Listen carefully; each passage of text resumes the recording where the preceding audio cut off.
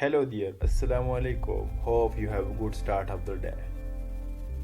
I'm your host Muhammad Ismail and welcome to my channel Be Code.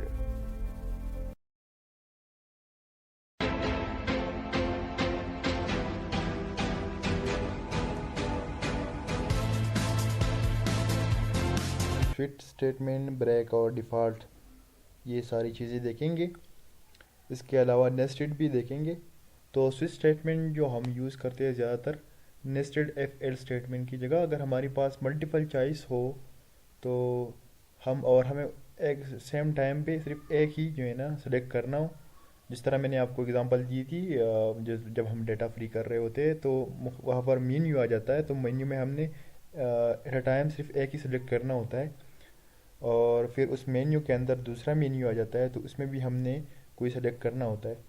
तो जब menu के अंदर दूसरा मेन्यू आ जाए तो मतलब एक स्विच के अंदर दूसरा स्विच आ रहा है, तो इसको हम नेस्टेड बोलेंगे। जबकि अगर सिर्फ अकेला एक ही स्विच हमने सिर्फ एक बार जो है ना चीज़ें सेलेक्ट करनी होती है मल्टीपल चॉइस में, तो इसको हम सिंगल स्विच बोलेंगे। इसके बाद ब्रेक स्टेटमेंट है। ब्रेक स्टेटमेंट हम जब कोई केस के अंदर जाएंगे तो या किसी लूप के अंदर हम चल रहे हैं, मतलब लूप से मुराद एक साइकिल में चल रहे हैं, तो उस साइकिल से निकलने के लिए हम ब्रेक यूज़ करते हैं। यहाँ पर भी हम उस बॉडी से निकलने के लिए ब्रेक यूज़ करेंगे। इसके बाद जो डिफ़ॉल्ट स्टेटमेंट है, अगर हमारे पास मल्टीपल केसेस है और मैंने फॉर एग्जांपल जिस तरह हमारे डेटा जब फ्री करते हैं उस वक्त हमें कोई चीज़ सेलेक्ट करनी होती है, अगर मैं 1 2 3 की जगह ABC लिखूँ तो वो डिफ़ॉल्ट केस में चला जाएगा और आपको कहेगा कि यार एंटर द वैलिड वैल्यूज़। तो या कुछ भी जो है ना आप वहाँ पर सी आउट कर सकते हो। तो डिफ़ॉल्ट स्टेटमेंट वही है। इसके बाद ये सिंटेक्स है स्विच स्टेटमेंट की। तो सिंटेक्स में जैसे कि आप देख सकते हैं कि यहाँ पर स्विच लिया गया है, फिर एक्सप्रेशन। तो एक्सप्रेशन हम जो है ना यूज़र से अक्सर लेंगे या खुद ही से ही डालेंगे। तो अगर एक्सप्रेशन के अंदर फॉर एग्जांपल 3 आया है, इंटीजर जो है ना इंटीजर टाइप आया है, तो वो डायरेक्टली जो है ना केस 3 के अंदर जाएगा। अगर हमने करेक्टर लिखा हो तो केस 1 केस 2 केस 3 की जगह हम केस ए केस बी केस सी लिखेंगे। इसी तरह यहाँ पर इंटीजर लिए तो केस 3 के अंदर अगर एक्सप्रेशन में 3 आया तो ये केस 1 और केस 2 को इग्नोर कर देगा और डायरेक्टली जो है एक्स 3 में चला जाएगा। तो एक्स 3 के अंदर जो स्टेटमेंट पड़े होंगे वो सारे एग्जीक्यूट करेंगे, और फिर उसकी लास्ट में जो है ना ब्रेक लगा हुआ है, तो वो उस ब्रेक की मदद से केस 3 से बाहर निकल जाएगा, और बाकी सारे केसेस जो हमारे साथ मौजूद है वो एग्जीक्यूट नहीं होंगे। जो सिर्फ केस 3 होगा वही एग्जीक्यूट होगा।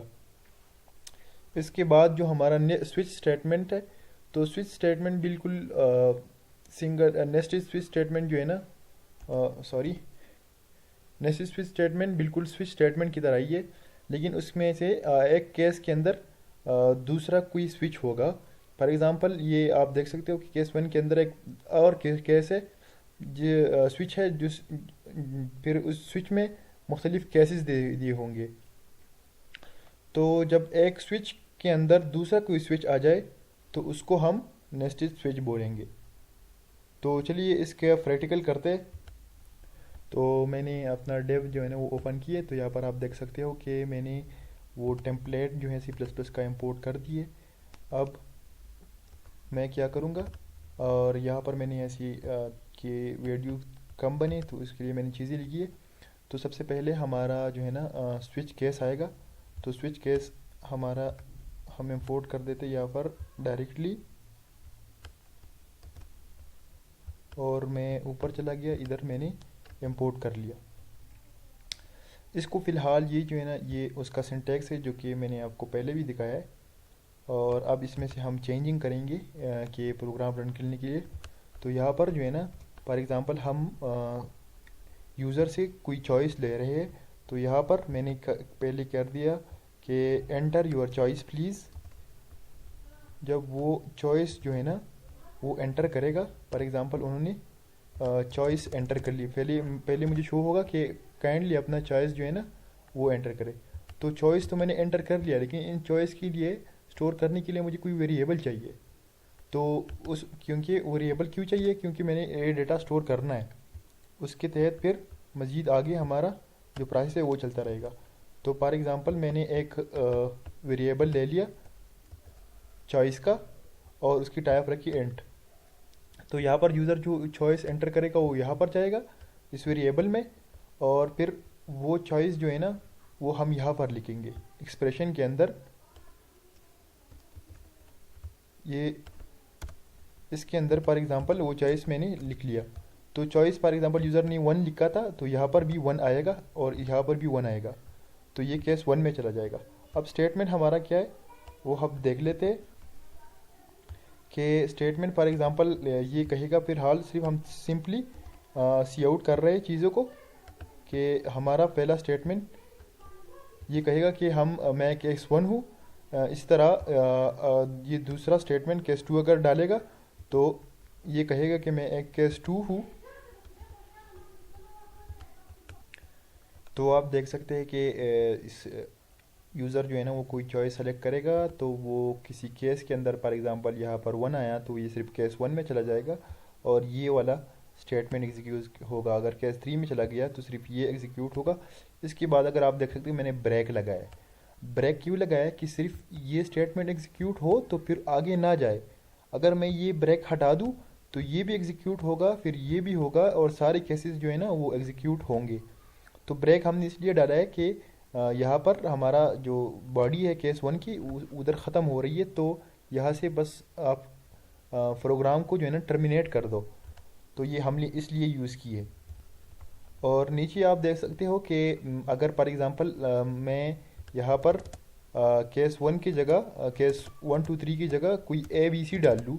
फॉर एग्ज़ाम्पल यहाँ पर 1 2 3 ले रहा है हम मुझसे यूज़र से, तो अगर मैंने ए डाला तो क्या होगा, तो मुझे डायरेक्ट जो है ना ये मैसेज डिस्प्ले होगा, क्योंकि ABC तो कोई केस है ही नहीं। मैं सिर्फ यूज़र से 1 2 3 ले रहा हूँ चॉइस के अंदर, जो कि इंटीजर टाइप है। तो चलो इसको कंपाइल एंड रन करते। ये मैंने कंपाइल एंड रन का बटन जो दबा दिया, तो जैसा कि आप देख सकते हो कि यहाँ पर 0 एरर और 0 वार्निंग मुझे शो कर रहा है। तो यहाँ पर अब मैं आपको दिखा देता हूँ।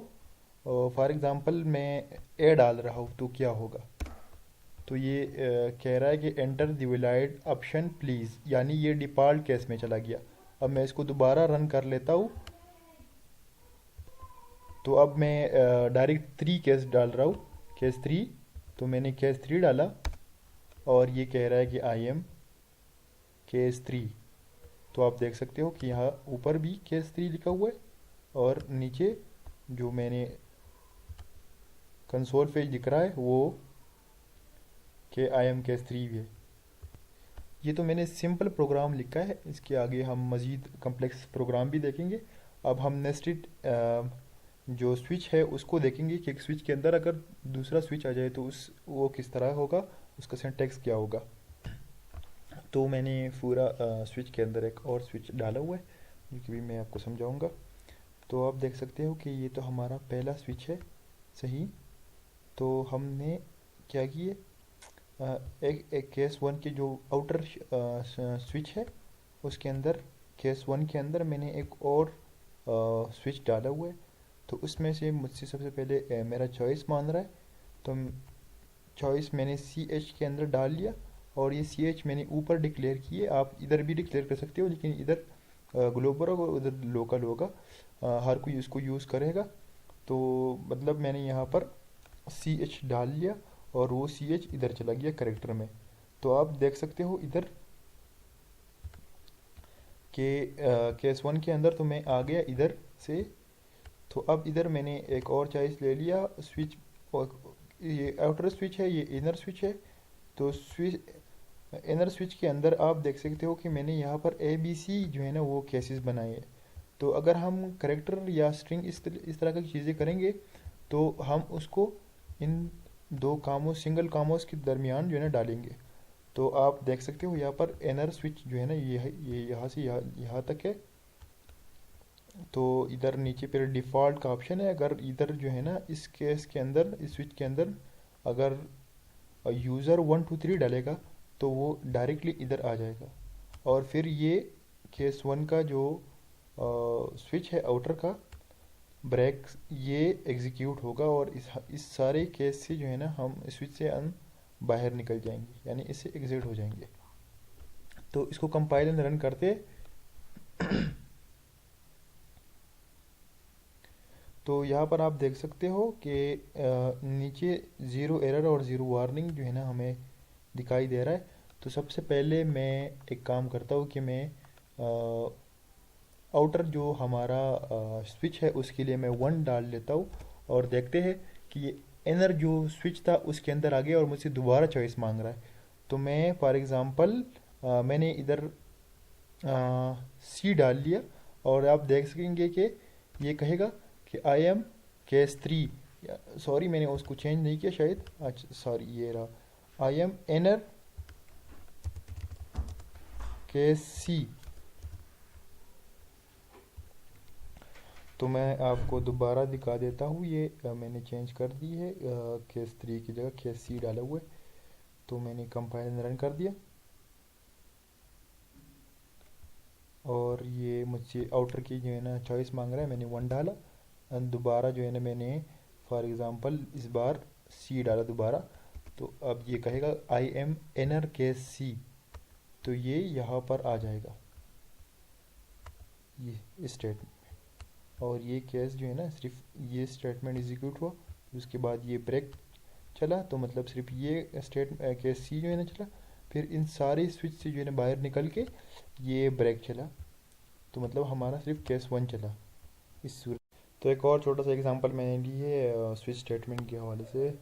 तो स्विच स्टेटमेंट में मैंने दो नंबर लिए हैं, num1 और num2। इन दोनों को हम प्लस करेंगे, माइनस करेंगे और डिवाइड करेंगे। यूज़र जो इनपुट करेगा कि उसने प्लस करना है कि माइनस करना है, जो उसने करना है।